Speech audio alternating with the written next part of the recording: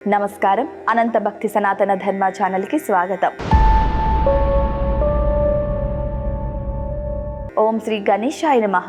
ఓం శ్రీ సరస్వతే నమః. ఓం శ్రీ గురుభ్యో నమః.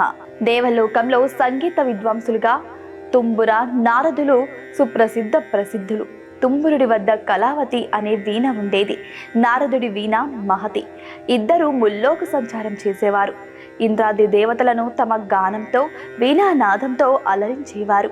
మహావిష్ణువును స్తుతిస్తూ కీర్తనలను గానం చేసేవారు.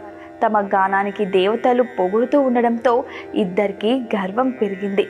ఎవరు గొప్ప అనే విషయంలో ఇద్దరికీ మనస్పర్ధాలు కూడా మొదలయ్యాయి.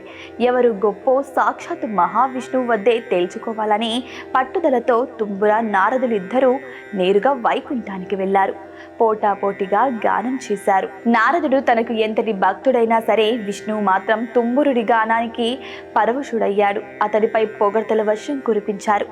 నారదుడు చిన్నబోయాడు. సంగీతంలో విద్వత్తు సాధించడానికి ఏం చెయ్యాలంటూ విష్ణువునే సలహా అడిగాడు నారదుడు. గానబంధు అనే గుడ్లగూబ వద్ద సంగీతం నేర్చుకోమని సూచించాడు విష్ణువు. గానబంధు వద్ద సంగీతం నేర్చుకున్న నారదుడు సంగీత సమరానికి సిద్ధం కావాలంటూ తుంబరుణ్ణి సవాలు చేసేందుకు అతని నివాసానికి వెళ్ళాడు. అక్కడ గాయపడ్డ స్త్రీలు విలపిస్తూ కనిపించారు. ఎవరు మీరని ప్రశ్నించాడు నారదుడు. నీ గానంతో గాయపడ్డ రాగాలం మేమంతా అని బదులిచ్చారు వారు. ఇక్కడికి ఎందుకు వచ్చారు అని ప్రశ్నించారు నారదుడు. తుంబురుడు గానం చేస్తే స్వస్థత పొందుదామని వచ్చాం అని బదులిచ్చారు. ఆ సమాధానంతో చిన్నపోయిన నారదుడు ఈసారి సంగీతం నేర్చుకోవడానికి శ్రీకృష్ణుడు పెద్ద భార్య రుక్మిణీదేవిని ఆశ్రయించాడు. ఆమె శిక్షణలో సంగీతంలో అపార విద్వత్తును సాధించాడు నారదుడు. ఎవరు గొప్ప విద్వాంసులో సాక్షాత్ మహావిష్ణువు వద్దే తేల్చుకుందామంటూ తుంబరుణ్ణి సవాలు చేశాడు నారదుడు. ఇద్దరు వైకుంఠానికి బయలుదేరారు. ఇద్దరి గానాన్ని విష్ణుమూర్తి సంతృప్తిగా ఆలకించారు. అయితే ఎవరు గొప్ప తాను తేల్చనేనన్నారు. ఈ విషయంలో తీర్పు చెప్పగల దిట్ట హనుమంతుడు ఒక్కడేనని చెప్పాడు. దీంతో దేవతల సమక్షంలో పోటీ ఏర్పాటుకు సిద్ధమైన తుంబుర నారదులిద్దరూ హనుమంతుని వద్దకు వెళ్లారు. హనుమంతుడు న్యాయ నిర్ణేతగా రాగా దేవతల సమక్షంలో పోటీ ఏర్పాటైంది. మొదట తుంబరుడు వీణ వాయిస్తూ గానం చేశాడు. తుంబరుడి సంగీతానికి దేవతలందరూ మంత్రముగ్ధులయ్యారు. లోకమంతా చేష్టలుడి సంగీతంతో లీనమైంది. తుంబురుడు తన గానాన్ని ఆపిన తర్వాత నారదుడు ప్రారంభించాడు. మహతి మీటుతూ గానాన్ని సాగించాడు. నారదుడి గమకాల గారడీలకు ప్రకృతిలో చలనం మొదలైంది. తుంబురుడి గానానికి గడ్డ కట్టిన సముద్రాలన్నీ తిరిగి కెరటాల హోరుతో సహజత్వానికి సంతరించుకున్నాయి. నింగిలో నిలిచిపోయిన విహంగాలన్నీ స్వేచ్ఛగా ఎగరసాగాయి. ప్రకృతి ప్రతిలో జీవకళ ఉట్టిపడసాగింది. దేవతలందరూ తన్మయత్వంతో తలలూపసాగారు.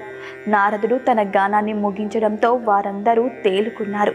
హనుమంతుడి తీర్పు ఎలా ఉంటుందోనని ఆత్రంగా చూససాగారు. ఇద్దరూ సమ ఉజ్జీలుగానే ఉన్నారు. ఇంకో పరీక్ష పెడతాను, మీ వీణలు ఇలా ఇవ్వండి అని అడిగాడు హనుమంతుల వారు. ఇద్దరు తమ వీణలను అతని చేతికి అందించారు. హనుమంతుడు 2 వీణలను తీసుకొని రెండింటిలోని చెరో మెట్టును ఊడదీసి వారికి ఇచ్చాడు. ఇప్పుడు వీణ వాయిస్తూ గానం చెయ్యండి అన్నాడు. దీంతో తుంబుర నారదులిద్దరూ అసహనానికి గురయ్యారు. వీణలో అన్ని మెట్లు ఉంటేనే కదా వాయించగలం, చెరో మెట్టు తీసేసి ఇప్పుడు వాయించమంటే ఎలా అని అడిగారు. హనుమంతుడు చిరునవ్వు నవ్వాడు. ఎదురుగా కనిపించిన ఒక వెదురు బొంగును తీసుకొని దాన్ని చీల్చాడు. దానికి తీగలు తగిలించాడు. ఎలాంటి మెట్లు లేని వీణను తయారు చేశాడు. ఇక దానిని వాయిస్తూ గానం చేయడం మొదలు పెట్టాడు. మంత్రంగా మొదలైన స్వర్ణ జరి క్రమంగా ఉద్ధృతి అందుకుంది. ఆ గానానికి వైకుంఠం నుంచి మహావిష్ణువు పరుగున అక్కడికి వచ్చినా అతడి రాకను గుర్తించలేనంతగా అక్కడి దేవతలందరూ తన్మయులయ్యారు. హనుమంతుడు తన గానాన్ని ముగించిన తర్వాత తుంబుర నారదులిద్దరూ తమ సంగీతంలో విద్వత్తు ఇంకా పరిపూర్ణం కాదని అంగీకరించారు. హనుమద్గానంతో తమ కళ్ళు తెరుచుకున్నాయని అన్నారు. వారి మాటలతో బాహ్య స్పృహలోకి వచ్చిన దేవతలు అక్కడికి వచ్చిన మహావిష్ణువును గమనించారు. ఆయన అభిప్రాయం కోరారు. తుంబుర నారదులిద్దరూ తన భక్తులే అయినా ఇద్దరిలోనూ ఇంకా అహం పూర్తిగా నశించలేదని, అందుకే వారు తమ విద్యలో ఇంకా పరిపూర్ణత సాధించలేకపోయారని, అహాన్ని వీడడం వల్లనే హనుమంతుడు పరిపూర్ణత సాధించగలిగాడని వివరించారు విష్ణువు. దీని నీతి, అహం ఉన్నంతకాలం ఏ విద్యలోనూ పరిపూర్ణత లభించదు. అహం వీరనాడితేనే పరిపూర్ణత సాధ్యమవుతుంది. సర్వే జన సుఖినో భవంతు. వృక్షో రక్షతి రక్షితః. వృక్షాన్ని రక్షించండి, వృక్షం మిమ్మల్ని తిరిగి రక్షిస్తుంది. ఇలాంటి మరిన్ని వీడియోస్ కోసం చూస్తూనే ఉండండి మా అనంత భక్తి సనాతన ధర్మ ఛానల్ని.